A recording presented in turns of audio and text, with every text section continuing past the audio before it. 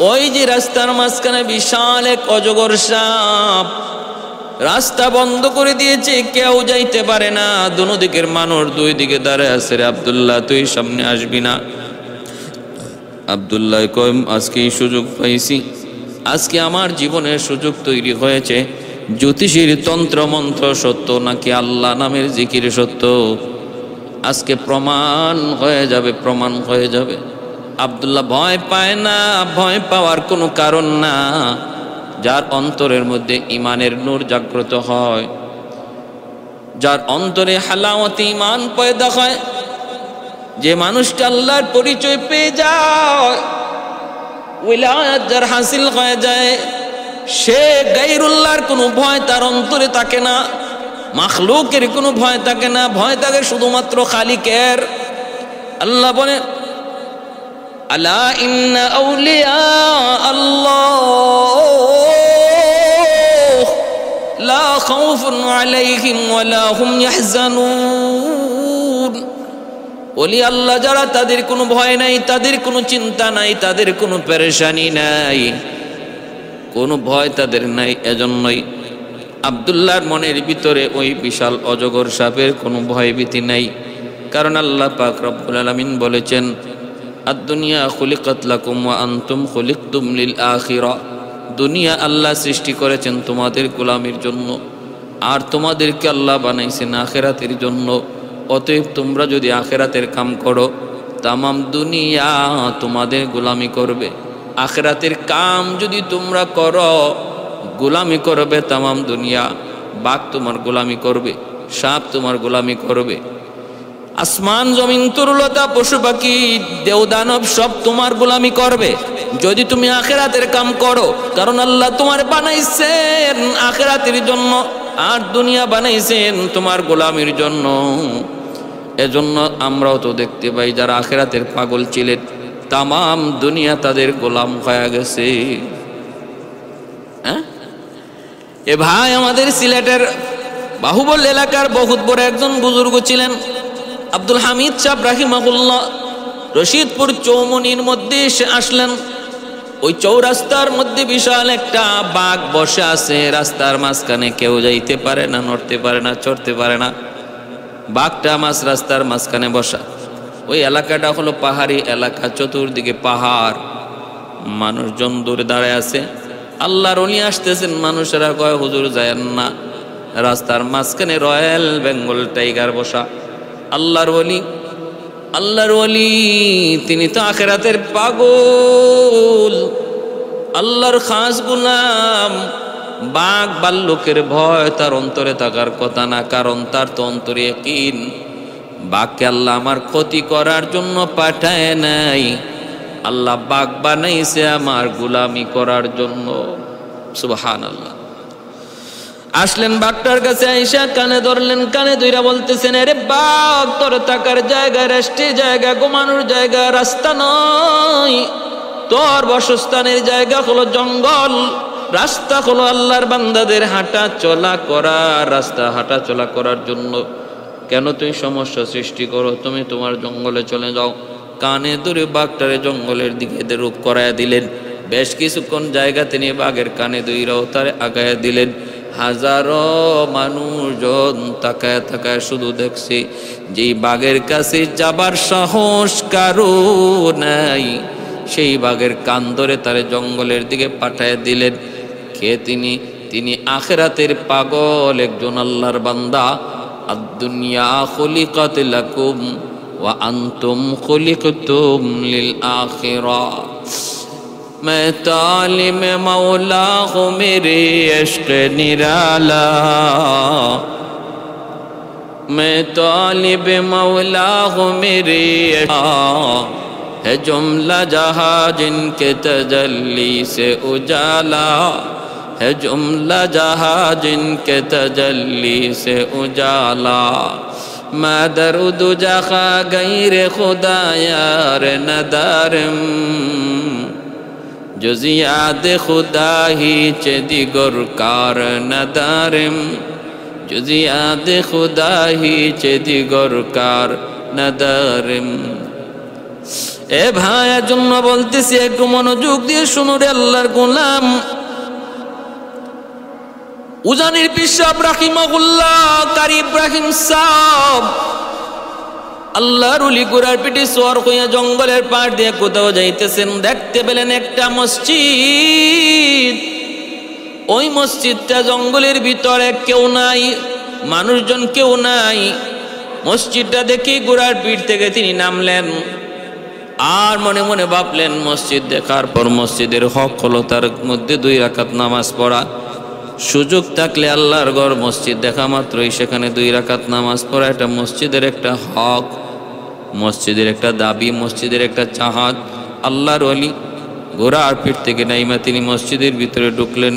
ঢুইকা দেখেন জঙ্গলের একটা বিশাল বড় বাঘিনী 2টা দুধের বাচ্চারে এই মসজিদের এক কোনায় বসে বসে দুধ খাওয়াইতেছে। আল্লাহর ওলি মাঝখানে ঢুকলেন। তিনি মসজিদের ভিতরে ঢুইকা যেই মাত্র দেখলেন এত বড় বাঘ বাচ্চারে দুধ খাওয়ায়। মানুষজন দূর থেকে বলতেছে, হুজুর এই মসজিদে ঢুকেন না, এই মসজিদে বাঘ আসা যাওয়া করে, এজন্য কেউ এই মসজিদে যায় না, মসজিদে ঢুকে না। আল্লাহর ওলি আস্তে করে বাঘের কাছে যায়, তিনি ভাষণ দিলেন। ভাষণটা কি ছিল? এরে বাঘ শুন রে, আল্লাহ পাক রব্বুল আলামিন তোমাকে বানাইছে মানুষের খেদমতের জন্য, মানুষের সমস্যা করার জন্য আল্লাহ তোমারে বানায় নাই। তোমার কারণে আল্লাহর বান্দার আল্লাহর ঘর মসজিদে আসতে পারে না, ভয় পায়। কি জবাব দিবি, কি জবাব দিবি হাসরের মাঠে আল্লাহর সামনে? অতএব তুমি তোমার বাসস্থান জঙ্গলে চলে যাও, আর মসজিদ আল্লাহর বান্দাদের জন্য স্বাধীন করে দাও। এই বইলা তিনি যখন আওয়াজটা দিলেন, বাগে নিয়ে আস্তে করে বাচ্চা নিয়া সে যে মসজিদ থেকে গেল, আজও গেল, কালও গেল, আর জিন্দিগিতে কোনো দিন এর আশেপাশেও বাঘটা বাঘিনীটা আসলো না। মসজিদ আবার মানুষের দ্বারা আবাদ হয়ে গেল। এ ভাইয়ের জন্য বলতেছি, কথাগুলো বিশ্বাস করবে যারা আল্লাহওয়ালাদের প্রতি এহতেরাম শ্রদ্ধা রাখে। আর যাদের অন্তরে আল্লাহওয়ালাদের প্রতি কোনো শ্রদ্ধা নাই, বরং দুশ্মনী আছে, এরা কথাগুলি নিয়ে মজাক করবে, ঠাট্টা করবে। কারামাতুল আউলিয়া হাক্কুন, যারা বিশ্বাস করে তারা এর প্রতি শ্রদ্ধা রেখে কথা বলবে। আর যারা ওলি আল্লাহদের কারামত বিশ্বাস করে না, এদের কাছে মজাক হবে, ঠাট্টা হবে। ভাইরা বন্ধুরা জন্য বলি, খেয়াল করে মনোযোগ দিয়ে শোনো রে বান্দা। ওই যে আল্লাহর ওলি দরবেশ আব্দুল্লাহ তামের কি তিনি আল্লাহর নামের জিকির শিখাইলেন। আর আব্দুল্লাহ মনে মনে কয় আজকে প্রমাণ করার সুযোগ, জ্যোতিষীর তন্ত্র মন্ত্র সত্য নাকি আল্লাহ পাকের নামের জিকির সত্য, এটা আজকে প্রমাণ করার টাইম। এই বইলা আব্দুল্লাহ 2টা পাথরের কঙ্কর প্রথমে হাতে নিছে, হাতে নিয়ে বলতেছে, আল্লাহ যদি জ্যোতিষীর তন্ত্র মন্ত্র সত্য হয়, তাহলে যেন সাপটা মরে যায়, সাপটা যেন মরে যায়।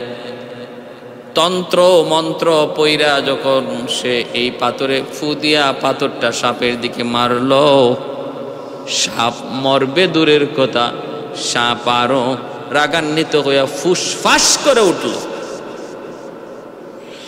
সাপ আরো রাগান্বিত হয়ে ফুসফাস করে উঠল। মানুষজন আরো দূরে চলে গেল। আব্দুল্লাহ কয়, রাগ, থাম থাম, বুঝেছি, আমি সব বুঝেছি, এইবার আসল পরীক্ষা। ও মালিক, তোমার ইসমে আজমের নাম যদি সত্য হয়, দরবেশের শিখানো জিকির যদি সত্য হয়, তাহলে সাপটা যেন মরে যায়। বিসমিল্লাহির রহমানির রহিম বইলা যখন ঢিল মারলো, ছোট্ট পাথরের কণা সাপের গায়ে লাগা মাত্রই যেন অ্যাটম বম সাপের উপরে পড়লো।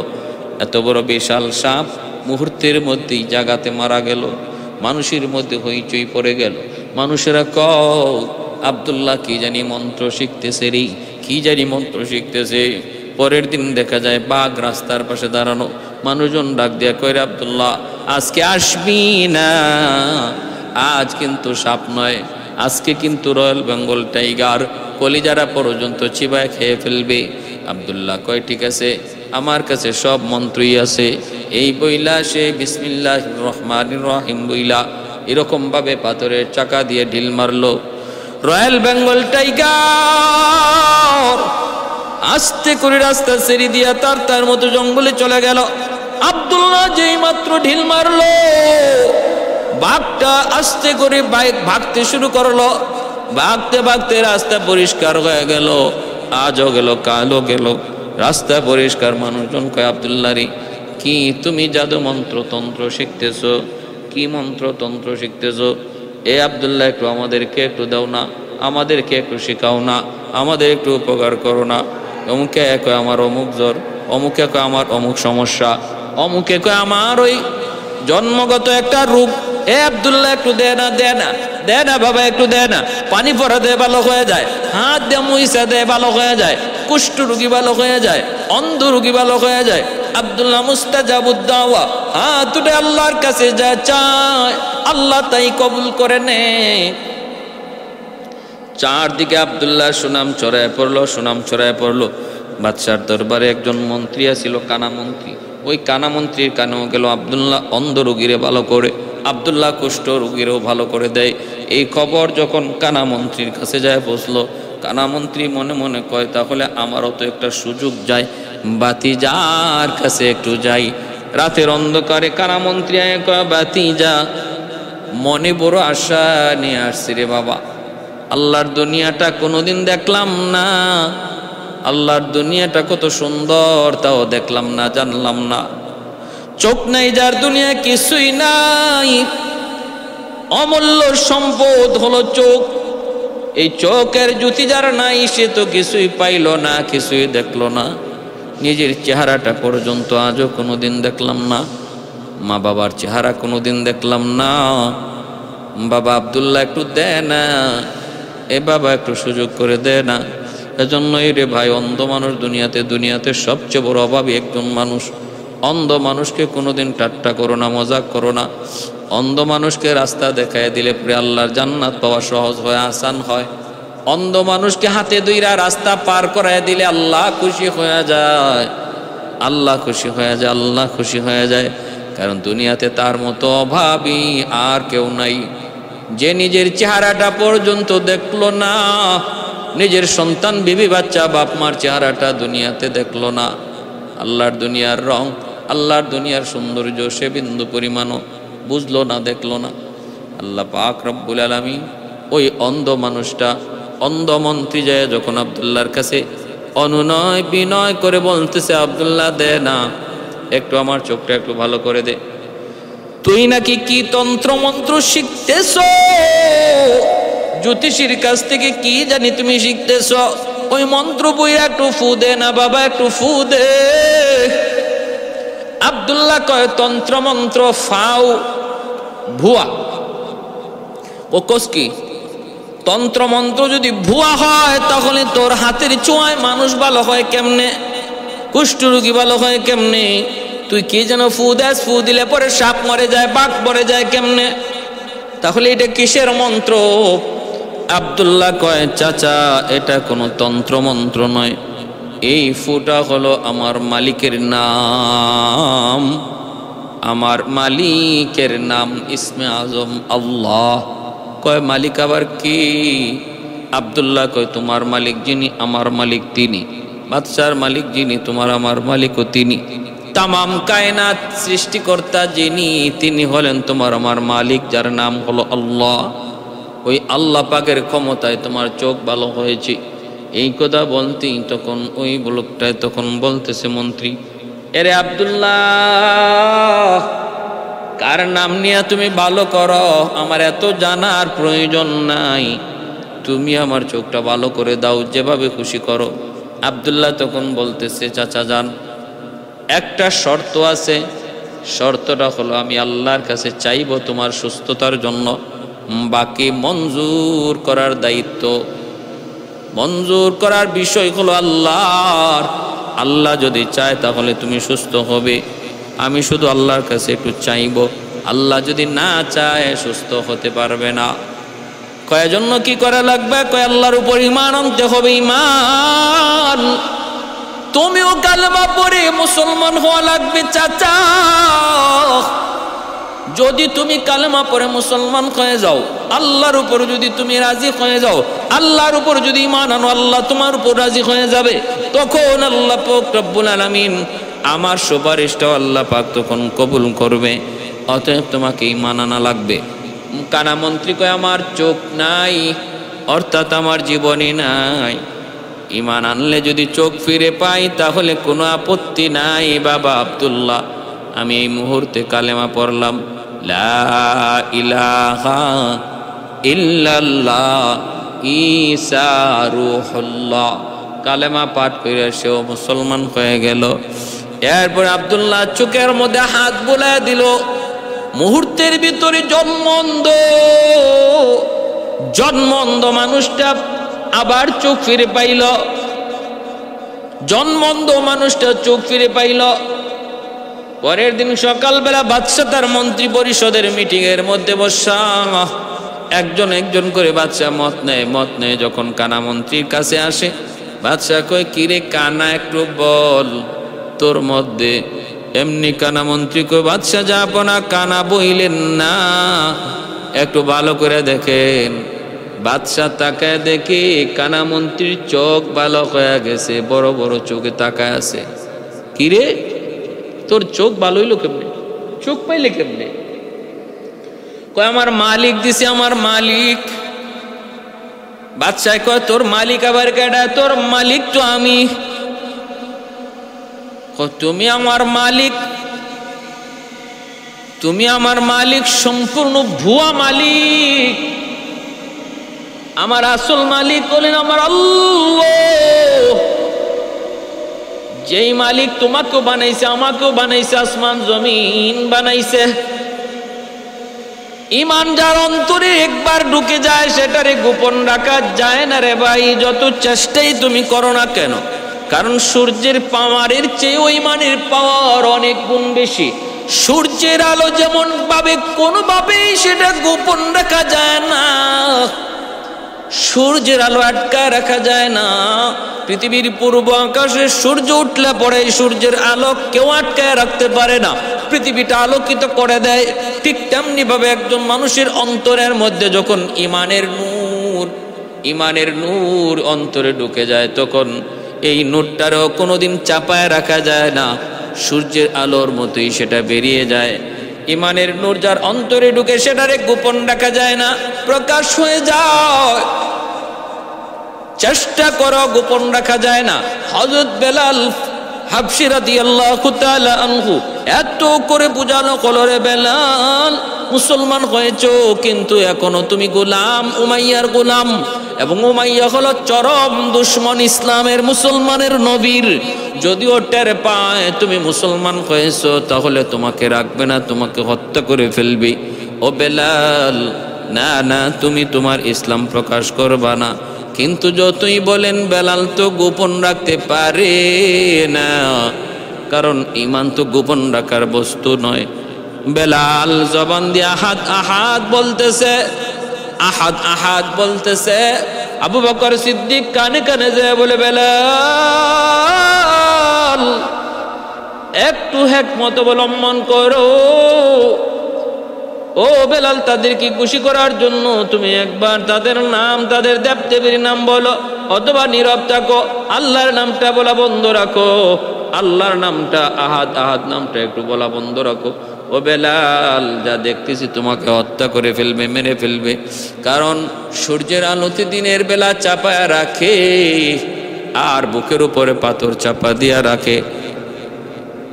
রাতের বেলা প্রচন্ড আঘাত করে শরীরে ক্ষত বিক্ষত শরীরটাকে আবার রৌদ্রের মধ্যে দিনের বেলা শোয়া দেয়। পাথরই গরম, ক্ষত বিক্ষত জায়গার মধ্যে এই গরমে পাথরগুলা লাগে, খসে খসে গোশত পড়ে যায়।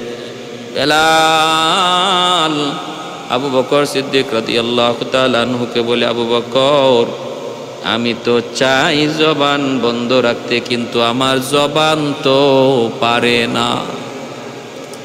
আমি চাই অন্য কিছু বলতে, কিন্তু আমার জবান তো অন্য কিছু বের হয় না। আমার জবান দেয়া শুধু আমার আল্লাহর নাম আহাদ আহাদ বের হয়, আর কিছু চাইলেও আমি বের করাইতে পারি না। আমাকে দোষ দিয়ে লাভ নাই। এজন্যই ভাইয়েরা বন্ধুরা, ওই যে কানামন্ত্রী সেও ইসলাম গ্রহণ করার কারণে আর গোপন রাখতে পারে না ইমানের নূর, এটা গোপন রাখা যায় না। কানামন্ত্রী সে বলে দিল, বাদশাহ তখন কেঁপে গেল, কস কি তুই, তোর মালিক বুঝি আল্লাহ, তোর মালিক আল্লাহ তোরে এই মন্ত্রকে শিখাইছে, তাড়াতাড়ি করে বল। আমাকে শিখাইছে আব্দুল্লাহ। সাথে সাথে আব্দুল্লাহরে দুই রানছে বাদশাহ, আইনা কইরে আব্দুল্লাহ এত কষ্ট করে এত মায়া করে তোর রাজদরবারে আনলাম, তোর জন্য সব কিছু আমি ফ্রি করে দিলাম, তোর বাপ মার জন্য সব কিছু ফ্রি করে দিলাম। এ আব্দুল্লাহ, তুই এতদিনে কি শিখলি? তুই বুঝি এই শিখছো যে তোর আমার মালিক আল্লাহ, আমি তোর খোদা, এই কথা কি তুই ভুলে গেছো? আব্দুল্লাহ কই, তুমি আমার খোদা, এটা ফালতু কথা। তুমি আমার খোদা, মানুষ কোনোদিন খোদা হতে পারে না। তোমার আমার খোদা হলেন আল্লাহ, তুমি কোনোদিন খোদা হতে পারো না। এই কথা বলা মাত্রই আব্দুল্লাহর দিকে বাদশা কেঁপে গেল। কয় আব্দুল্লাহ রে, তোর এই কথা কে শিখাইছে? ওই জ্যোতিষী শিখাইছে বুঝি? কয় জ্যোতিষী শিখাইব ছাতা, জ্যোতিষী কি শিখাইব ছাতা, জ্যোতিষী আমারে শিখাইব কচু, জ্যোতিষী কোত্থেকে এগুলা জানবে? কে তোরে শিখাইছি? কয় শিখাইছে আমারে দরবেশ। কোথায় সেই দরবেশ? কয় জঙ্গলের ভিতরে দুইরা আনলো দরবেশকে। দরবেশকে রাজ দরবারে দুইরা আইনা বলে, দরবেশ এখনো সুযোগ আছে, আমারে খোদা কও। দরবেশ কই, জীবন যাবে যাবে, তবুও খোদা তোমাকে বলতে পারবো না। খোদা হলেন আমার আল্লাহ, আমার আল্লাহ খোদা হলেন আমার আল্লাহ, তোমার আমার খোদা আল্লাহ। এই কথা বলা মাত্রই তখন দরবেশ কয়, তাহলে ঠিক আছে, তোমারে হত্যা করে ফেলবো। এই বইলা দরবেশ তারে হত্যা করার জন্য নির্দেশ দিয়ে দিল। দরবারে তারে হত্যা করার জন্য সবাই প্রস্তুত হয়ে গেছে। ভাইরা বন্ধুরা, আব্দুল্লাহর সামনে হত্যা করা হলো তার উস্তাদ, তার দরবেশকে। আব্দুল্লাহ এইবার তোর এখন সময়, আব্দুল্লাহ এখনো সুযোগ আছে রে, বল আমারে খোদা কোনাইলি তোর হত্যা করে ফেলবো। আব্দুল্লাহ কো অসম্ভব, মৃত্যুর ভয় দেখায় কোনো লাভ নাই, মৃত্যুর ভয় দেখায় কোনো লাভ নাই। মুমিন ইমানদার আল্লাহর পরিচয় যারা পেয়ে যায়, তারা আল্লাহ পাওয়ার পর কোনোদিন মরণকে ভয় পায় না, মরণ ভয় করে না, মরণকে ভয় পায় না। তুহফাতুল মুমিন আল মউত। এই কথা বলা মাত্রই বাদশাহ আদেশ দিল, কয়ে যাও, পরে তোমরা পাহাড়ের উপরে নিয়ে উঠাও, পাহাড়ের উপর থেকে সাইরা দিবা, আর 4 বার আগে বলবা সে আমার খোদা মানে কি মানে না, মানলে ভালো, না মানলে ফালায় দিবা। সৈন্য সামন্ত আব্দুল্লাহরে ধইরা পাহাড়ের উপরে নিয়ে উঠলো, হাত পা বেঁধে তারা পাহাড় থেকে ফালায় দিবে। আব্দুল্লাহ কোনো সময় আছে বল? আব্দুল্লাহকে অসম্ভব, মরণের ভয় তোমরা দেখাও না রে। মুসলমান ইমানদার মরণের ভয় পায় না, ইমান দিতে পারবে না, জীবন দিতে পারবে, জীবন দিবে, ইমান দিবে না। পাহাড় থেকে ফালায় দিল আব্দুল্লাহরে। আব্দুল্লাহ চোখটা মুইচা আল্লাহর কাছে কান্দে, কয় মালিক, আজকে আমার জান যাবে, আমার প্রাণ যাবে, শুধুমাত্র তোমাকে রব কয়া ডাকার কারণে, তোমার আল্লাহ কয়া ডাক দেওয়ার কারণে, আর কোনো কারণ নাই। শুধুমাত্র তুমি খালিকার মালিকে আল্লাহ বলার কারণে। ও আল্লাহ, তুমি এর সাহায্য করো, তুমি আমাকে সাহায্য করো। আব্দুল্লাহ যখন আল্লাহকে সাহায্য চায়, আল্লাহ পাক রব্বুল আলামিন সাহায্য নাজিল করলেন। ফেরেশতাদেরকে বললেন, ফেরেশতারা যাও, পাহাড়ের নিচে তোমরা এরকম ভাবে ফুম বিছায় দাও, আমার আব্দুল্লাহ যেখানে পড়বে বিন্দু পরিমাণ যেন ব্যথা না পায়। আর ওখান থেকে দরবার পর্যন্ত লাল কালিচা বিছায় দাও, যেন ওই কালিচার উপরে দিয়ে হেঁটে হেঁটে সে আবার দরবারে যায়। পরে গেল আব্দুল্লাহ নিচে, ওইরা দেখে আরাম লাগে, কোনো ব্যথা পায় নাই, ব্যথা অনুভব করে নাই। উপরে তাকায় দেখে পাহাড়ের উপর তার সৈন্যগুলি মজাক করে ঠাট্টা করে। আব্দুল্লাহ কয়, মালিক, আমারে যেভাবে ধরছ ওই বেঈমানগুলির, আমারে যেইভাবে বাঁচাইছো বেঈমানগুলির ওইভাবে ধরো। আল্লাহ, তুমি তো বাঁচাইতেও পারো, তুমি ধরতেও পারো। তোমার সাথে, তোমার প্রিয় বান্দাদের সাথে যারা দুশ্মনী করে, আল্লাহ তুমি তাদেরকে ধরো। আমার আল্লাহ বলেন, মান আদালি ওয়ালিয়ান ফাকাদ আযানতুহু বিল হারব। আমার ওলিদের সাথে যারা দুশ্মনী করে তাদের সাথে আমি আল্লাহ যুদ্ধ ঘোষণা করি, যুদ্ধ ঘোষণা। ভাইরা বন্ধুরা, এজন্য আল্লাহ পাক রব্বুল আলামিন ধরছে পাহাড়ের মধ্যে ভূমিকম্প শুরু হয়ে গেল, সবগুলি স্বর্ণ পাহাড় থেকে পইরা নিজের পা সামলাইতে পারে না, ভূমিকম্পের কারণে পাহাড় থেকে নিচে পইরা সব একদম কিছু কি হয়ে গেল, চাটনি হয়ে গেছে। আব্দুল্লাহ রে ফালায়া মারার কথা, যেইভাবে আব্দুল্লাহ রে ফালায়া মারার কথা আল্লাহ ওইভাবে তাদেরকে মারলো। আর আব্দুল্লাহ রে আল্লাহ পাক জীবিত রাখলো। লাল গালিচার উপর দিয়ে আব্দুল্লাহ চলে গেল বাদশার দরবারে। ইউসুফ জুনওয়াজ কালেমার দাওয়াত দেয়, আব্দুল্লাহ তুই মরলি না, মরলি না, কেমনে তুই বাঁচলি? কয়ে রাখে আল্লাহ মারে কে? যে আল্লাহ আমারে রাখছে ওই আল্লাহ তোমার সৈন্যগুলির ধরছে। কয় আমার সৈন্যগুলির অবস্থা কি? কয় চাটনি হয়ে গেছে। আরেক সৈন্যরে আদেশ দিল, ওরে নিয়ে তোমরা সাগরে যাও, জাহাজে করে লয়ে যাও, সাগরের মধ্যখানে ফালাইয়া দিবা, হাঙ্গর ডাঙ্গর তিমি আব্দুল্লাহরে খেয়ে ফেলবে, আমাদের ঝামেলা মুক্ত। তবে মরবার আগে, ফালাইবার আগে তারে জিজ্ঞেস করবা সে আমাকে মানে কি মানে না। আব্দুল্লাহরে জাহাজের উপর থেকে যখন সাগরের মধ্যখানে ফালাইয়া দেওয়া হবে তখন আব্দুল্লাহ কয় আল্লাহ সাহায্য চাই। আল্লাহর পক্ষ থেকে সাহায্য চলে আসলো। এমন সাহায্য আসলো, পানির উপরে আল্লাহ পাক রব্বুল আলামিন, পানির উপরে আল্লাহ পাক মখমলের বিছানা বিছায় দিলেন। আব্দুল্লাহ পড়লো, এক সাররা পরিমাণ পানি তার গায়ে লাগে না।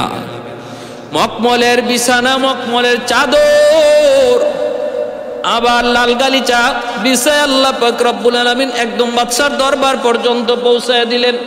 আব্দুল্লাহ নিরাপদে যায় আর ওই জাহাজের উপর দিকে তাকায় কয় মালিক তুমি ওদেরকে ধরো। বলা মাত্রই সাগরের মধ্যে ঝড় তুফান শুরু হয়ে গেল। জাহাজটা অল্প সময়ের ভিতরে পানিতে ডুবে গেল। সবগুলি সৈন্য যারা গেছিল আব্দুল্লাহরে ডুবায়া মারতো, ওই সবগুলির আল্লাহ পাক ডুবায়া মারলেন। ভাইরা বন্ধুরা, আব্দুল্লাহ আবারও বাদশার দরবারে চইলে আসছে, আইসা কালেমার দাওয়াত দেয়। আব্দুল্লাহ রে তুই এখনো বুঝি মরলি না? কয় অসম্ভব, রাখি আল্লাহ মারে কে? কয় তাহলে কি করব? মন্ত্রীরা পরামর্শ দাও। মন্ত্রীদেরকে মন্ত্রীরা কয় ওরে আগুনে পুরাইতে হবে। আব্দুল্লাহ কয় আমার আগুনের ভয় দেখায় না রে মন্ত্রী, এ জালিম আগুনের ভয় দেখায় না, কারণ আমরা ইব্রাহিম খলিলুল্লাহর উত্তরসূরি, আগুনের ভয় দেখায় কোনো লাভ নাই। বাদশাহ ইউসুফ জুনওয়াজ কয় তাহলে আব্দুল্লাহ তোরে কেমনে মারমু? ক তোরে তো কোনোভাবেই মারতে পারি না, আগুনের ভয় পাস না, তাহলে মারমু কেমনে? আব্দুল্লাহ তামির তখন বলতেছে বাদশাহ আমাকে তুমি মারতেই হবে, তাহলে মারতেই হবে বুঝি? বলে হ। এইদিকে আব্দুল্লাহ যে একের পর এক পাহাড় থেকে পরিরাও বাইচা গেল, সাগরের মধ্যে ফালানোর পরও বেঁচে গেল। একে একে ইয়ামেনের মধ্যেই খবর রটতে রটতে রটতে রটতে মানুষজন একটার পর আরেকটা ঘটনা দেখতে দেখতে মুসলমান হইতে হইতে 50 ভাগ মানুষ মুসলমান হয়ে গেল। ইয়ামেনে কেমন করে ইসলাম আসছে? এর আগে ইয়ামেনের মানুষ মূর্তি পূজারী ছিল।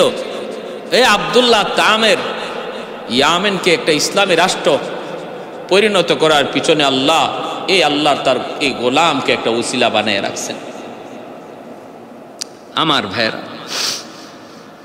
এখন বাদশা কয় ঠিক আছে তোরে কেমনে মারমু কো? আব্দুল্লাহ কয় আমারে মারবার একটাই পথ শুধু আছে, সেই পথটা হলো নির্দিষ্ট একটা তারিখ করো আর ময়দানে আমারে হাজির করো, আর হাজারো মানুষ এলাকার ইয়ামেনের যত মানুষ তাদেরকে দাওয়াত দাও যে আজকে আব্দুল্লাহরে হত্যা করা হবে। আমারে এক জায়গায় দাঁড় করাও, একটা তীর হাতে নিবা, নিয়া তীরটা তোমার ভগবানের নামে আর সগবানের নামে মারলে কোনো লাভ হবে না। আমি যেভাবে বলি ওইভাবে তীরটা যদি মারতে পারো তাহলে আমার মরণ হবে, এর আগে তুমি মারতে পারবা না। কয় কি? কয় কারণ হলো হায়াত মৌত কোনো ভগবানের হাতে নয়, হায়াত মৌত তোমার মতো জালেম বাদশার হাতেও নয়, হায়াত আর মৌত হলো না আমার আল্লাহর হাতে। তিনি হায়াত দেন, তিনি মৌত দেন। অতএব তীরটা মারার সময় আমার আল্লাহর নামে মারবা। বিসমিল্লাহি বিরব্বি হাদাল গোলাম, বিসমিল্লাহি বিরব্বি হাদাল গোলাম, এইভাবে কয়া তীরটা মারবা। তাহলে এই তীর আমার গায়ে লাগা মাত্রই আমার ইন্তেকাল হয়ে যাবে। হাজারো লক্ষ মানুষের উপস্থিতি হয়ে গেল।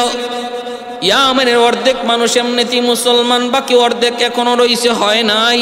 এরাও দেখতে আসলো, কয় দেখি।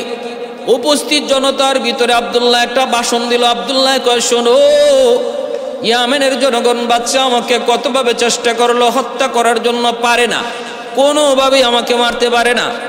এখন আমি নিজেই বলেছি, আমাকে যদি মারতে হয় তাহলে আমি যে আল্লাহর উপর ঈমান এনেছি, আমি যেই রবকে রব মানি, সেই রবের নামে তীর মারো। এই তীর যদি আমার গায়ে লাগে তাহলে আমার মৃত্যু হবে, নতুবা বিকল্প কোনো ব্যবস্থা নাই আমাকে হত্যা করার।